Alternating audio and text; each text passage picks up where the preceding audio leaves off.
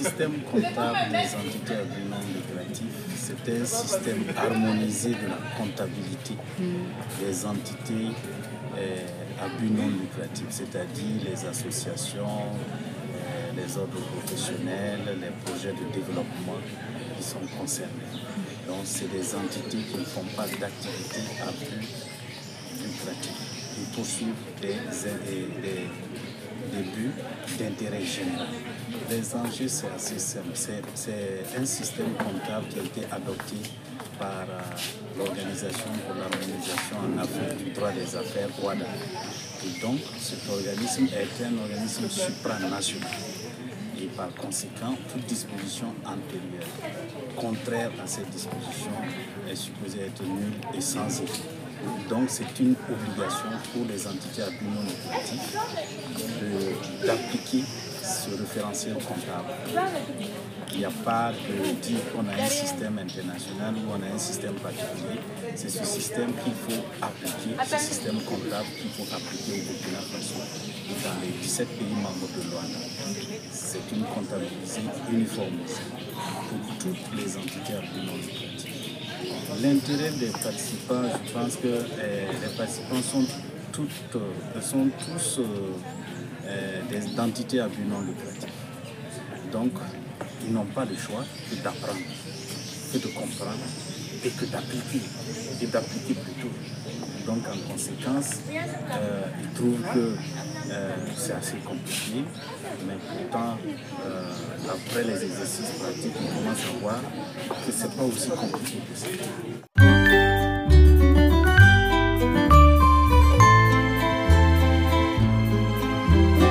D'abord, il faut dire que c'était une formation qui était attendue. Voilà, parce que c'est une formation sur la gestion financière. Et qui dit gestion financière dit bonne gestion du projet. Voilà, et c'est une formation qui nous a donné les rudiments nécessaires pour une bonne gestion du projet.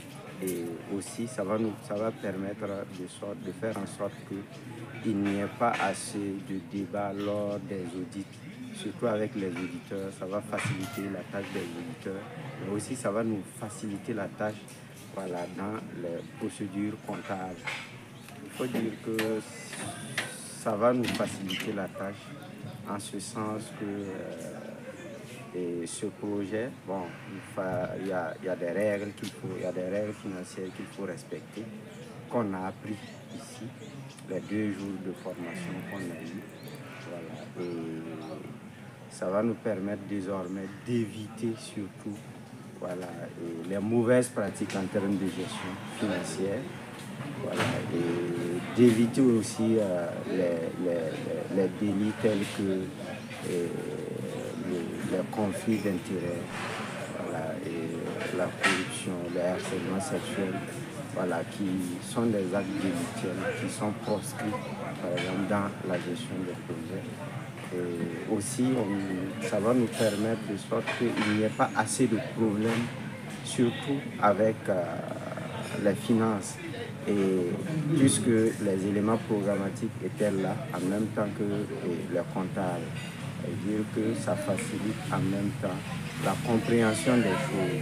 Donc désormais, quand il y a une activité à mener, je pense qu'il va y avoir plus d'entente entre le comptable et le programmatique qui veut mener ses activités, mais le comptable aussi qui veut respecter, qui veut suivre les règles de gestion financière. Donc c'est un peu ça. Donc ça va amener peut-être plus de fluidité et plus de compréhension en ce qui concerne la gestion du projet et une bonne gestion d'ailleurs du projet.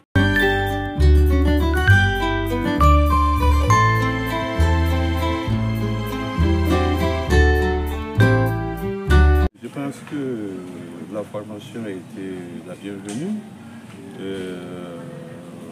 Travaillant déjà avec le LC dans la première cohorte où nous avions déjà engagé beaucoup d'activités, il était nécessaire effectivement de renforcer nos capacités justement dans ces procédures-là, surtout les procédures qui engagent justement les 2 partenaires financiers.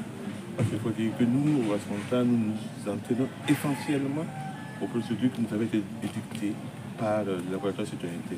Mais à cette formation, nous avons compris en fait comment est-ce que justement les procédures, comment est-ce que des charges pesaient aussi sur le laboratoire de citoyenneté pour que nous puissions justement ensemble travailler à pouvoir remplir les différentes conditions et à pouvoir bien exécuter des activités qui sont des nôtres également.